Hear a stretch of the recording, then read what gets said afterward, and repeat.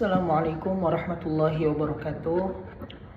Nama saya Muhammad Zain Firjatullah Hidayat dari kelas Tarbiyah B semester 2 Prodi Pendidikan Agama Islam Fakultas Tarbiyah dan Ilmu Keguruan. Pada kesempatan kali ini saya membuat video ujian akhir semester mata kuliah Rasul Usmani. Pada kesempatan kali ini juga saya akan membahas materi dari mata kuliah Rasul Usmani bab 3, yaitu ziyadatul huruf atau tambahan huruf. Pembahasan ziyadatul huruf atau tambahan huruf itu terbagi menjadi 3 bagian. Yang pertama ada ziyadatul alif, dan yang kedua ada ziyadatul ya, dan adapun yang ketiga adalah ziyadatul waw. Dan bagian yang pertama yaitu ada ziyadatul alif atau tambahan alif. Pada bagian ziyadatul alif atau tambahan alif itu akan menguraikan 4 masalah pokok bahasan, yaitu yang pertama adalah ziyadatul alif sesudah waw jamak atau yang menyerupainya. Dan adapun yang kedua ziyadatul alif sebelum waw mufrad. Dan adapun yang ketiga ziyadatul alif yang tidak terletak sesudah waw jamak ataupun waw mufrad. Dan adapun yang terakhir, yang keempat, yaitu adalah ziyadatul alif sesudah lafaz lu'lu'a. Yang pertama yaitu ziyadatul alif sesudah waw jamak atau yang menyerupainya. Seperti contoh wala tufsidu, kafaru, amanu, i'dilu, fas'au dan yang semisal. Kemudian ada fas'au, ishtarau dan yang semisal.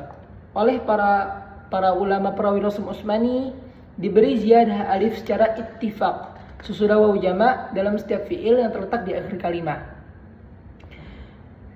Baik sebelumnya berupa harokat dhammah ataupun harokat fathah, kecuali 6 kalimat berikut.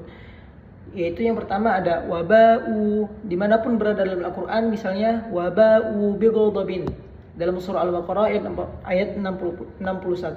Dan yang kedua yaitu ja'u, dimanapun berada di dalam Al-Quran, misalnya waja'u ala qamisihi surah Yusuf ayat 16. Dan adapun yang ketiga yaitu tabawwa'u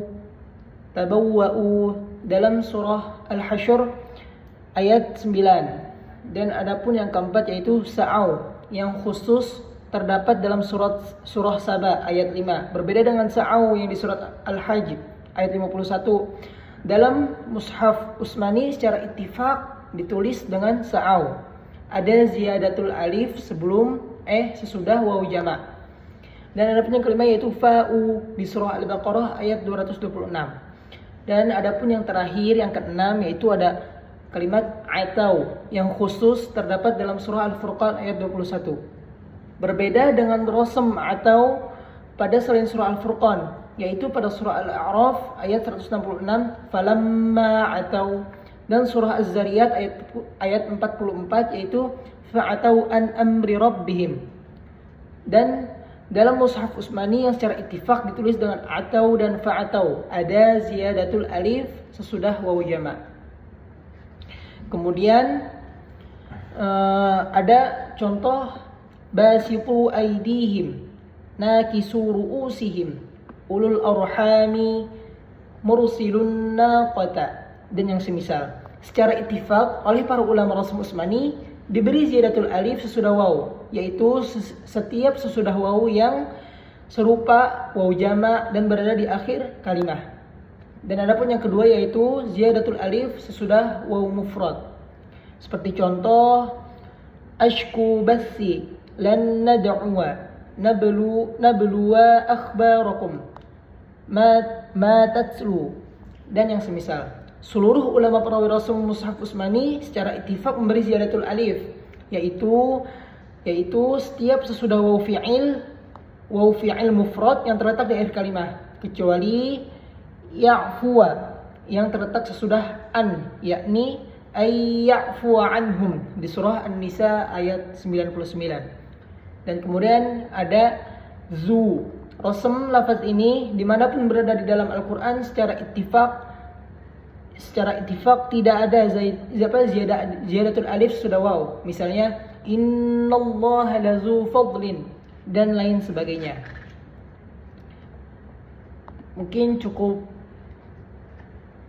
sampai di sini saja pembahasan tentang bab 3 yaitu ziyadatul huruf.